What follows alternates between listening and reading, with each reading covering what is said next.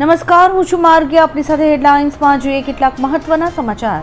ઉપરાષ્ટ્રપતિ ચૂંટણી બાદ વિપક્ષી સાંસદોના ક્રોસ વોટિંગ મુદ્દે રાજકીય વિવાદ ઉગ્ર બન્યો છે. ટીએમસી સાંસદ અભિષેક બેનર્જીએ આક્ષેપ કર્યો છે કે ભાજપે દરેક વિપક્ષી સાંસદને ખરીદવા માટે રૂપિયા 15 થી 20 કરોડ ખર્ચ્યા છે. ચૂંટણીમાં એનડીએ ઉમેદવારને 452 મત મળ્યા, જ્યારે કે ઇન્ડિયા ઉમેદવારને 300 મત મળ્યા અને 15 મત અમાન્ય જાહેર થયા. ભાજપનું કહેવું છે કે વિપક્ષી સાંસદોએ પોતાના અંતરાત્માને આધારે એનડીએને મત આપ્યો છે, જ્યારે કે કોંગ્રેસના સાંસદોનું કહેવું છે કે ભાજપે વિપક્ષી સાંસદોને 15 થી 20 કરોડમાં ખરીદ્યા છે. યુએનએચઆરસીમાં ભારતે પાકિસ્તાનને કડક શબ્દોમાં જવાબ આપ્યો છે. ભારતે જણાવ્યું કે આતંકવાદીઓને આશ્રય આપનારા દેશ પાસેથી નૈતિકતા શીખવાની જરૂર નથી. ભારતે પહેલગામ હુમલો, 9/11 અને ઓસામા બિન લાદેનને પાકિસ્તાનમાં આશ્રય આપવાના મુદ્દાઓ ઉઠાવ્યા હતા. પાકિસ્તાન આતંકી નેટવર્કને ફંડ અને આશ્રય આપે છે તેમ ભારતે આક્ષેપ કર્યો હતો. ભારતે પાકિસ્તાનને ટેરર સ્પોન્સર અને લઘુમતીઓના પીડક તરીકે સંબોધ્યું હતું. ગુજરાત હાઈકોર્ટે પૂર્વ ક્રિકેટર અને હાલના ટીએમસી સાંસદ યુસુફ પઠાણની અરજી ફગાવી છે. વડોદરાના તાંદલજા વિસ્તારમાં આવેલા નગરપાલિકાના પ્લોટ પર કબજા મામલે કોર્ટે નગરપાલિકાની તરફેણમાં ચુકાદો આપ્યો હતો. રાજ્ય સરકારે પહેલેથી જ પ્લોટ ફાળવણી નકારી હતી, છતાં યુસુફ પઠાણે કબજો કર્યો હતો. હવે તેમને જમીન ખાલી કરવી પડશે. વડોદરા મ્યુનિસિપલ કોર્પોરેશને પણ સ્પષ્ટ કર્યું છે કે પ્લોટ નગરપાલિકાની મિલકત તરીકે જ રહેશે. અમદાવાદ એએમસીના ફાયર વિભાગે નવરાત્રી માટે 32 મુદ્દાની એસઓપી જાહેર કરી છે. ગરબા આયોજકોને ફરજિયાત ફાયર સેફટી સર્ટિફિકેટ ઓનલાઈન મેળવી તેની હાર્ડ કોપી 3 દિવસ પહેલા જમાલપુર ફાયર સ્ટેશનમાં જમા કરાવવી પડશે. ઇમરજન્સી એક્ઝિટ, રોડ ખુલ્લો રાખવો, પબ્લિક એડ્રેસ સિસ્ટમ, અગ્નિશામક સાધનો તથા જ્વલનશીલ પદાર્થોનો પ્રતિબંધ જેવી અનેક શરતો ફરજિયાત રહેશે. નિયમોનું પાલન ન કરનારા આયોજકોને મંજૂરી નહીં અપાય. અગાઉ એવા સમાચાર હતા કે જીએસટીના ભાવમાં ઘટાડો થતાં અમૂલ દૂધના ભાવમાં ઘટાડો થશે, પણ ભાવ ઘટાડવાના મામલે અમૂલે સાફ ઇનકાર કર્યો છે. હવે અમૂલ દૂધના ભાવમાં જીએસટી ઘટવા છતાં કોઈ જ ફરક નહીં પડે અને ભાવ યથાવત રહેશે. આટલા દિવસથી લોકોને આશા હતી કે દૂધના ભાવ ઘટશે, પણ તેમની આશાઓ પર પાણી ફરી વળ્યું છે. તાજા દૂધ ઉપર પહેલેથી જ જીએસટી શૂન્ય છે. માત્ર અલ્ટ્રા હીટ ટેમ્પરેચર દૂધના ભાવ ઘટશે. 22મી સપ્ટેમ્બરથી જીએસટીના નવા દરો અમલી બનશે. યુરોપિયન યુનિયને રશિયા યુક્રેન યુદ્ધને રોકવા માટે ભારત પર 100% ટેરિફના ટ્રમ્પના પ્રસ્તાવને ઠુકરાવ્યો છે. ઈયુએ કહ્યું કે વેપાર નીતિને રાજકીય હથિયાર ન બનાવવી જોઈએ. ભારત, ચીન જેવા મોટા ભાગીદાર દેશો પર આર્થિક પ્રતિબંધો આંતરરાષ્ટ્રીય સપ્લાય ચેઇન પર નકારાત્મક અસર કરશે. જોકે ઈયુ રશિયા સામે નવા પ્રતિબંધો અંગે ચર્ચા કરી રહ્યું છે. ઈયુ વેપાર નીતિને ભૂ રાજકીય વિવાદનો ભાગ બનાવવા નથી માંગતું. વિદેશ મંત્રાલયે ભારતીય નાગરિકોને ચેતવણી આપી છે કે તેઓ રશિયન સેનામાં ભરતીની કોઈ પણ જાહેરાત કે ઓફરનો સ્વીકાર ન કરે. તાજેતરમાં ભારતીયોને યુદ્ધ માટે મોકલાતા હોવાના અહેવાલો મળ્યા બાદ સરકારે એડવાઇઝરી જાહેર કરી છે. પ્રવક્તા રણધીર જયસ્વાલે જણાવ્યું કે આ પ્રકારના પ્રસ્તાવોમાં જીવનું મોટું જોખમ છે. રશિયાને પણ અપીલ કરવામાં આવી છે કે તેમની સેનામાં સામેલ ભારતીયોને પરત મોકલાય. વાણિજ્ય અને ઉદ્યોગ મંત્રી પિયુષ ગોયલે જણાવ્યું કે ભારત અને અમેરિકા વચ્ચે મુક્ત વેપાર કરાર અંગે ચર્ચા ચાલી રહી છે અને બંને દેશો સકારાત્મક દિશામાં આગળ વધી રહ્યા છે. હાલના મજબૂત વેપાર સંબંધોને વધુ વિસ્તૃત કરવા પર ભાર મુકાયો છે. ભારત પોતાના મુખ્ય ભાગીદાર સાથે નવી તકો શોધી રહ્યું છે અને આ માટે નક્કર પગલાં લઈ રહ્યું છે. નેપાળમાં જેન ઝી યુવાન આંદોલન દરમિયાન ભાવનગરના 43 પ્રવાસી પોખરામાં ફસાયા હતા, જેમાં મોટા ભાગે વૃદ્ધો હતા. મુસાફરો નારીગામ, સિહોર અને વર્તેજ સહિતના વિસ્તારમાંથી આવ્યા હતા. બુધવારે સવારે નેટવર્ક સમસ્યા બાદ બપોરે તેઓ ટુરિસ્ટ બસમાં બેસીને સુરક્ષિત ભારત પહોંચ્યા છે. જિલ્લા વહીવટીતંત્ર અને રાજકીય નેતાઓએ સમયસર સહાય કરી અને તેમને બહાર કાઢવાની વ્યવસ્થા કરી હતી. આ દરમિયાન પ્રવાસીઓમાં પણ રાહત જોવા મળી હતી. રશિયન વિદ્યાર્થીઓમાં હિન્દી ભાષા પ્રત્યે જુસ્સો વધી રહ્યો છે. કારણે મોસ્કો, સેન્ટ પીટર્સબર્ગ અને કાઝાનની અનેક યુનિવર્સિટીઝે હિન્દી કોર્સમાં વધારો કર્યો છે. Moscow state university, MGIMO, linguistic university સહિત RMUHમાં હિન્દી ભણાવાય છે. આ પ્રવેશમાં 2 થી 3 ગણી વૃદ્ધિ જોવા મળી છે.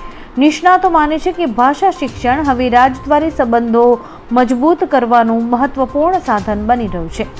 ભારતીય ક્રિકેટર કુલદીપ યાદવે યુએઈ સામે 13 બોલ ફેંક્યા અને 7 રન આપીને 4 વિકેટ લીધી. તેમની ખતરનાક બોલિંગે યુએઈની આખી ટીમને નજીવા સ્કોરે સમેટી હતી. પાકિસ્તાનના દિગ્ગજ બોલર વસીમ અકરમ પણ તેના પ્રદર્શનથી પ્રભાવિત થયા.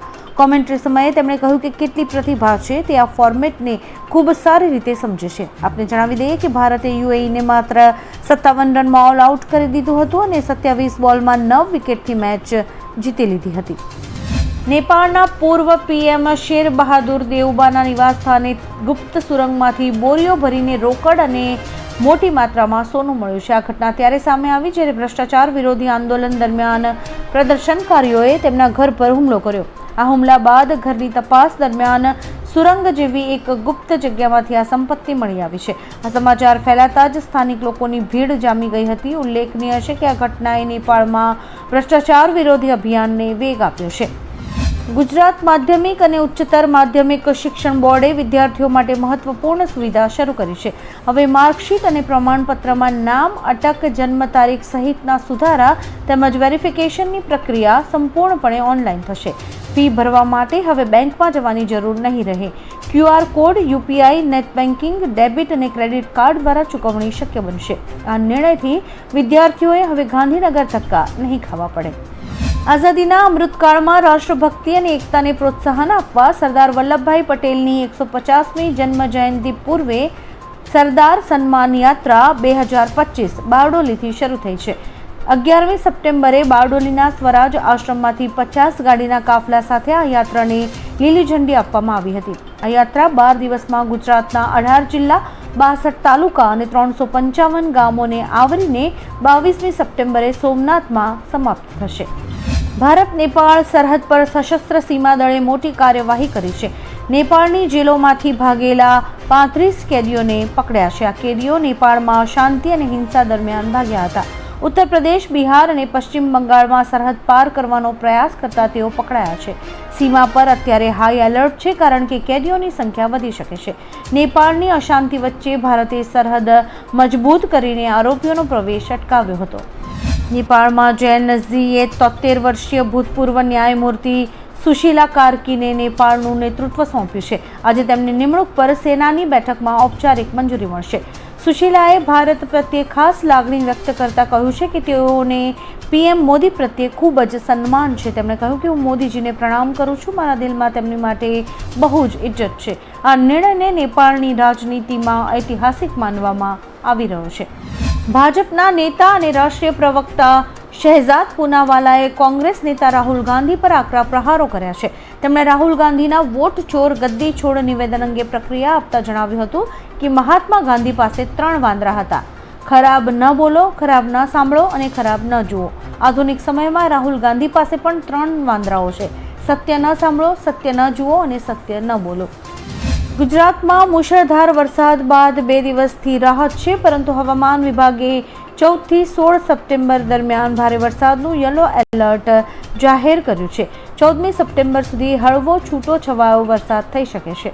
આગામી 4 દિવસ રાજ્યના તમામ જિલ્લામાં હળવાથી મધ્યમ વરસાદની શક્યતા છે.